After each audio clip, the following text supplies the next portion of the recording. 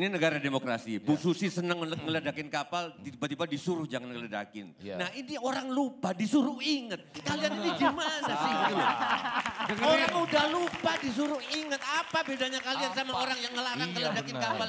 Masalahnya lupanya milih-milih. Ini demokrasi.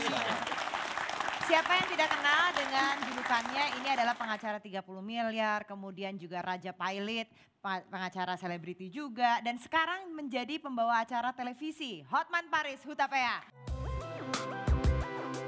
Raja Pilot, pengacara 30 miliar, dan pengacara selebritis Indonesia, merupakan julukan yang melekat pada Hotman Paris Hutapea. Meskipun terkenal sebagai pengacara kaya, namun Hotman tumbuh dari keluarga yang sederhana dan orang tua yang sangat disiplin. Sebelum menjadi pengacara, pria kelahiran Lagu Buti, Sumatera Utara 58 tahun silam ini sempat bekerja di Bank Indonesia. Namun Hotman mengundurkan diri karena merasa karirnya tidak berkembang. Karir hukum Hotman dimulai saat ia bekerja di firma hukum milik O.C. Kaligis. Pada tahun 1998, Hotman akhirnya berhasil mendirikan kantor hukumnya sendiri bernama Hotman Paris Hutapea & Partners. Selamat datang di Q&A Bang Hotman. Ya. Bagaimana kesibukannya saat ini, masih ngurus kasus juga, jadi host juga? Full tetap sebagai pengacara.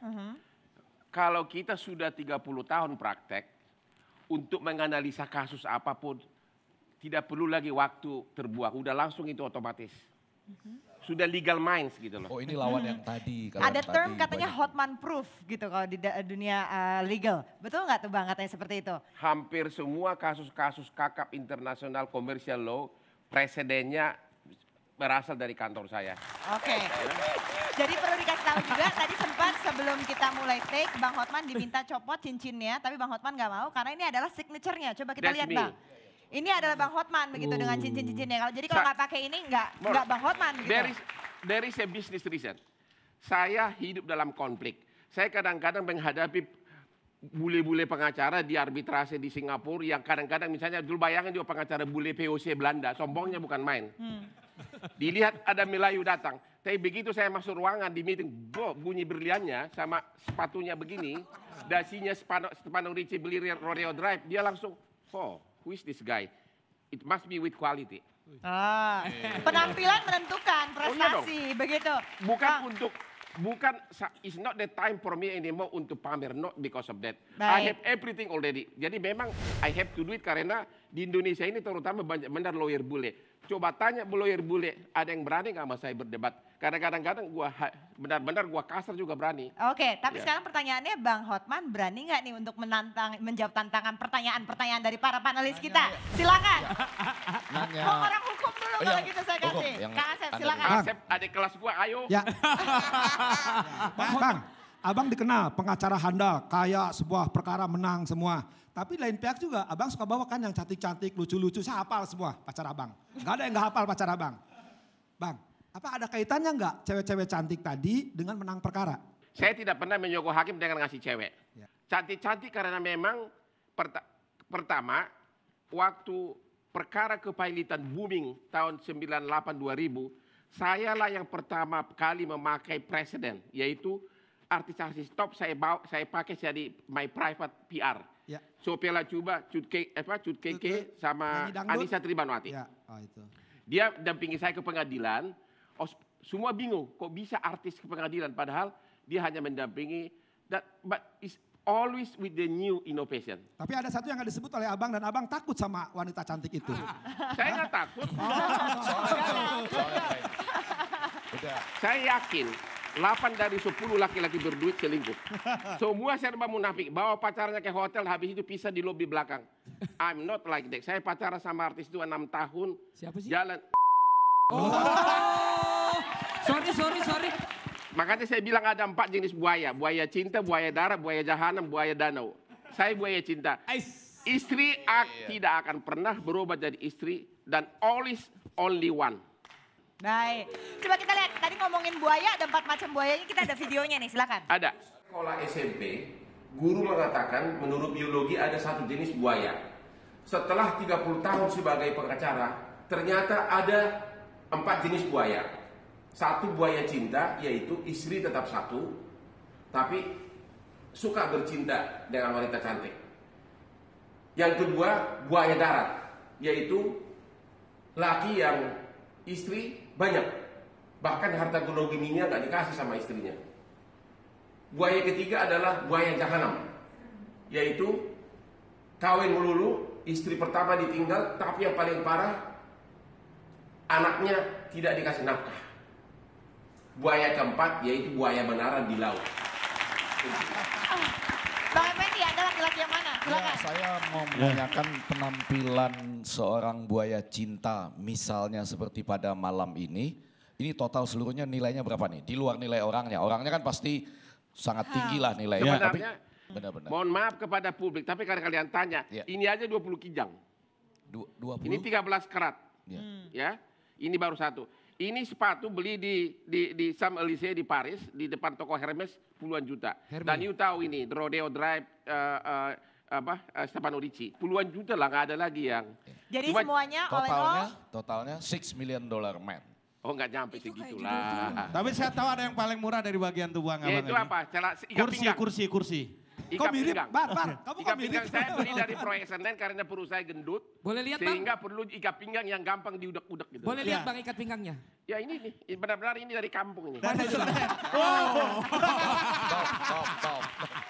Karena perut gendut jadi harus banyak dilubangin. Kalau ikat pinggang Elvis sayang kan. Jadi ini nggak nyampe 200.000 kali ini. Jadi nggak masalah Bang ya? Olga dulu. Saya mau nanya, saya sempat. Ntar dulu, kamu namanya siapa? Hati-hati jangan. Sepertinya sudah mengisi hatinya. Cara duduk kamu kayaknya kita harus ketemu lagi deh. Oke, silakan. Anda harus tahu Bisa sedang janjian sama berhadapan suami saya. dengan buaya cinta. Justru itu saya mau nanya nih Bang, karena saya ngelihat banyak sekali video-video Abang yang memberi nasihat-nasihat dan petuah-petuah bagi kaum suami gitu ya. Khususnya buaya-buayaan, pacar-pacar gitu ya. Saya pengen tahu ini tujuannya apa gitu, terus visinya kemana gitu loh Bang. Sesudah 30 tahun praktek, kemudian saya mulai merasa terlalu banyak ilmu-ilmu hukum yang bisa saya kasih ke masyarakat tanpa mengharapkan bayaran. Ya, tujuannya sebenarnya adalah menyumbangkan buah pemikiran. Karena sayalah putra Indonesia yang Anda pernah belum tahu, saya 10 tahun dididik oleh berbagai pengacara bule, 10 tahun jadi bosnya puluhan bule, saya 4 tahun di sini dengan 700 lawyer. Banyak ilmu-ilmu yang kemunafikan juga, saya kasih contoh. Waktu malam mendekat tahun baru di Bali saya bilang, halo buaya darat, malam tahun baru itu kembalilah ke istrimu. Peluklah dia saat malam tahun baru. Habis itu kembali lagi si cantik nggak apa-apa gitu loh. Hampir semua IG saya itu menggambarkan realita, tidak ada kepalsuan. Saya jadi pengen nanya, kebetulan Abang punya putri ya, satu orang putri. Nasihat Abang sama putri Abang itu apa? Nasihat saya tiga anak saya, waktu mereka berangkat ke London dulu dari JIS, dari kecil sudah pendidikan bule. Saya bilang, kamu pergi ke London, saya akan kirim sekolah dengan satu syarat. Satu, gak boleh kawin sama bule. Karena kenapa bule? I tell you, majority bule di negara ini hampir semua selingkuh. Karena apa? Di negara mereka, cewek itu sangat mahal. Dan yang paling utama dari bule adalah, makanya agak sedikit-sedikit bule itu pakai logika. Kalau dia sudah tidak cinta sama istrinya, tingkat perceraiannya tinggi. Kenapa kalau nggak cinta, untuk apa lagi diterusin? Kalau kita kan, nggak apa-apa, pacar di luar, mama si Ucok tetap pemegang singgah sana gitu loh. Masih penasaran. Tapi sebenarnya kita juga pengen tahu pendapat dari istrinya Bang Hotman sendiri kayak gimana nih. Bang Hotman kan dengan out and open bilang pokoknya ini jadi buaya Gini cinta begitu. Seorang istri yang bijaksana, dia akan melihat suaminya jam 5 subuh udah di kantor. Beli ruko ratusan. Begitu saya beli, saya tidak pernah 5 perak pun pegang duitnya. Si Asip kenal istri saya. Langsung kasih ke istri. Bahkan sampai sewanya pun, I don't even know for 20 years. Ada kepercayaan. Komunikasi sehari-hari dengan anak. Semua anak saya sukses. Ya, saya manusia normal. Saya yakin kalau Syahrini atau siapa lagi bintang film cantik. Saya nggak yakin kalian nolak. Kalau kalian nolak 3 dari Nadia nolak, Tagalung lah Bang. potong leher gua. kalau misalnya Kalau kayak kamu boleh menantu, juga sih.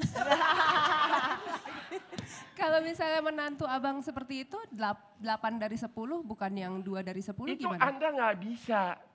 Ya nggak apa-apa, makanya cuma kita kasih nasihat ya. Yang penting kalau saya bilang mas, reasonableness, kewajaran. Ya, karena kita ini bukan manusia dewa. Kalau Anda mengatakan istri saudara atau suami saudara 100% garansi loyal, totally bullshit. Saya kasih contoh. Padahal sehari-hari penampilannya singkat bener, kalem bener. Tapi kalau ketemu di Kopi Johnny sama saya, cerita, saya kemarin dari Malioboro, waduh ceweknya begini. So, jadi saya justru penampilan yang kalem-kalem seperti yang mana nih yang kalem? Itu yang pakai batik itu saya kurang yakin. Ya, Batik. Coba. Saya dengan Hotman sama. Saya untung nggak kelihatan. Saya pengen dengar dari Mbak Tejo dulu nih. Mbak Tejo dari tadi mengamati. kalau ini Betul gua takut nggak? kalau ini. Ya, sekarang gini, saya tanya. Sekarang soal kemunafikan. The point, aku setuju. Kita melawan kemunafikan. Karena yang menjatuhkan negeri itu bukan kebodohan tapi kemunafikan. Benar. Itu saya setuju. Cuman persoalannya sekarang, kalau misalkan ada pemimpin atau calon pemimpin yang harus turun karena diduga ada cinta, itu masyarakat menurut abang sehat atau enggak? Karena kita mencari pemimpin atau mencari suami yang baik? Kalau diduga ada cinta, sebatas reasonableness. Sebatas kewajaran. Kalau masih dalam kewajaran, saya tidak setuju bahwa itu dipakai alasan untuk menjatuhkan pimpinan. Karena manusia bukan dewa. Oke, Mbak Melisa silakan. Oke, halo Bang Hotman, saya Melisa Gris. Tertarik dengan reasonableness. Ya, Sebelumnya saya mau appreciate dulu bahwa Bang Hotman dengan gegap gempita sangat brave banget untuk mengakui bahwa iya saya buaya cinta nih ya. Seperti itu. It takes a great courage actually. Nah reasonableness, yang reasonable yang kayak gimana, yang tidak reasonable yang seperti apa, itu satu. Yang kedua, tadi kan Bang Hotman kan cerita bahwa istri ini dikasih ruko, banyak lah ya. Tetapi kan sebagai wanita kan juga butuh afeksi ya, kasih sayang. So how you express your love? saya kayak istri saya express my love. Kapanpun aku dibutuhkan selalu ada. Serius, saya sumpah soal itu. Asal ada pesta adat Batak, pasti istri saya dampingin. Asal ada kebutuhan anak, selalu ada. Ya, mengenai reasonableness, saya mengatakan ini suami-suami kan manusia normal. Kalau saya tiap hari, mungkin sekarang aja saya udah simpatik sama dia. Coba, siapa namanya? Saya Bang. Ya yang depan. Akbar. Oke. Jadi jangan menganggap suami itu dewa. Enggak. Cuma kalaupun itu terlakukan, anggaplah ya udah, jangan mengganggu di rumah. Kalaupun misalnya sekali-sekali ke Bali, oke lah.